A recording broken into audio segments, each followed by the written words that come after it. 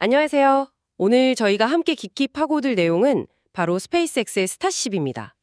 이게 천체 물리학 연구에 어떤 변화를 가져올지, 특히 그 궤도 진입 비용을 얼마나 혁신적으로 낮출 수 있을지 한번 자세히 보겠습니다. 이게 우주 탐사의 어떤 경제성 자체를 바꿀 수도 있거든요. 오늘 살펴볼 자료의 핵심 주장은 스타쉽 덕분에 차세대 초대형 우주망원경 배치가 수십 년은 앞당겨질 수 있다는 건데요. 이게 단순히 기술 발전 차원이 아니라 그 비용이라는 장벽을 허물 수 있다는 점에서 정말 주목해야 할 것 같아요.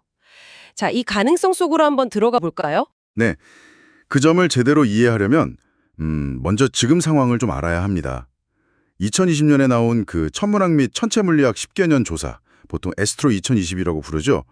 이게 앞으로 한 10년간 미국의 천문학 연구 방향을 딱 정하는 굉장히 중요한 보고서예요. 여기서 보면 엘르보이어라든지 이건 외계 행성에서 생명체 신호를 찾는 걸 목표로 설계된 그런 망원경입니다.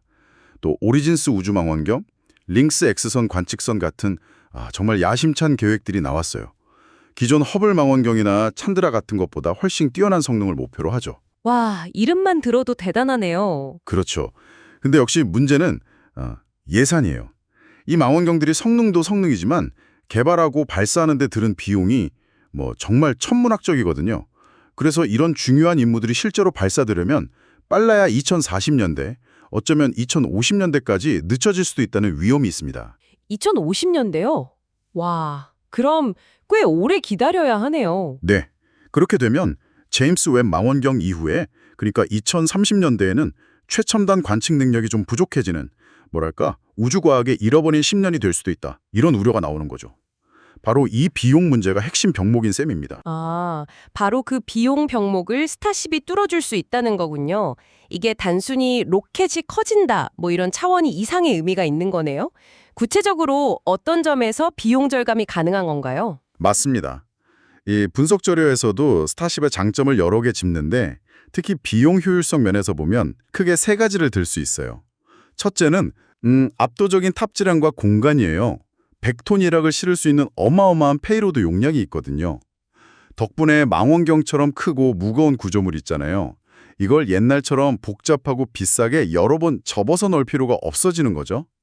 그냥 통째로 실을 수 있게 되는 겁니다. 통째로요? 네. 이게 왜 중요하냐면 현재 망원경 설계에서 사실 가장 어렵고 위험하고 또 비용이 많이 드는 부분 중 하나가 바로 이 접는 기술이거든요. 그 제임스 웹 망원경 전개 과정 생각해 보시면 정말 복잡했잖아요. 아, 맞아요. 엄청 긴장하면서 봤던 기억이 납니다. 그렇죠.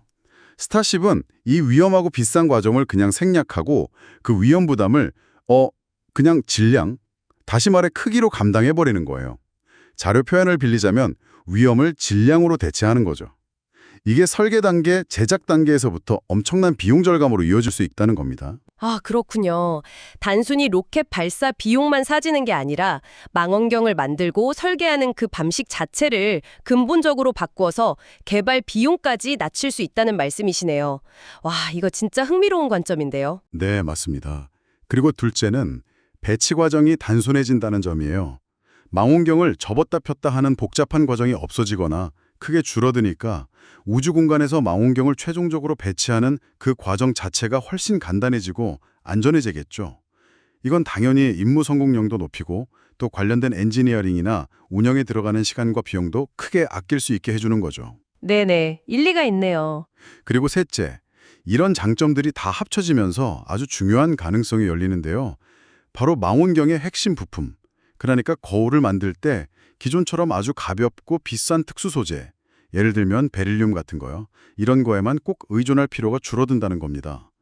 대신에 상대적으로 훨씬 저렴하고 대량 생산이 쉬운 유리 같은 소재를 사용할 가능성이 열리는 거죠.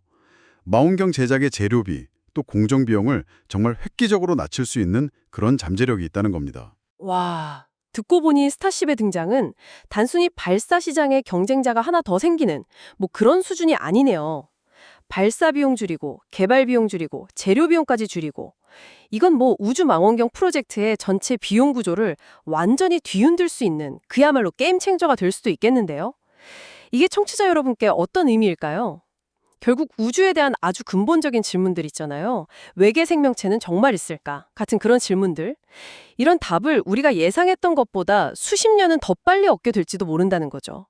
그만큼 이 비용 효율성이라는 게 과학 발전의 속도를 결정한다는 거고요. 정확합니다. 그래서 이 분석 자료의 저자들이 나사나 천체물리학계에 던지는 메시지가 상당히 중요해요.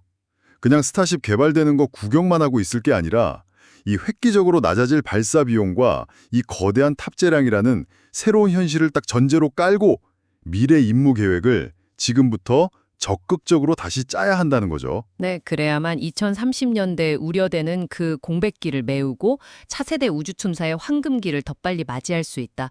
이런 주장입니다. 결국 저렴한 비용이 핵심 동력이 되는 셈이죠. 정리를 좀 해보면 오늘 저희가 살펴본 이 분석은 스타쉽이 단순한 운송 로켓 그 이상이라는 걸 보여줍니다.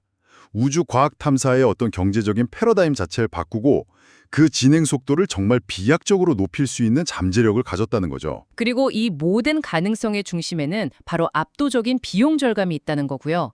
결국 이게 우주에 대한 우리의 이해를 훨씬 빠르고 또 깊게 만들 수 있다는 그런 희망을 주는 것 같습니다. 네, 마지막으로 이런 질문을 한번 던져보면서 마무리하면 어떨까 싶습니다. 만약에, 정말 만약에 스타쉽이 약속한 대로 킬로그램당 발사 비용을 극적으로 낮추고 지금은 상상하기 어려운 그런 규모의 장비들을 우주로 보낼 수 있게 된다면 천체 물리학 말고 또 어떤 분야가 이 값싼 우주 접근성 덕분에 혁명적인 변화를 맞이하게 될까요?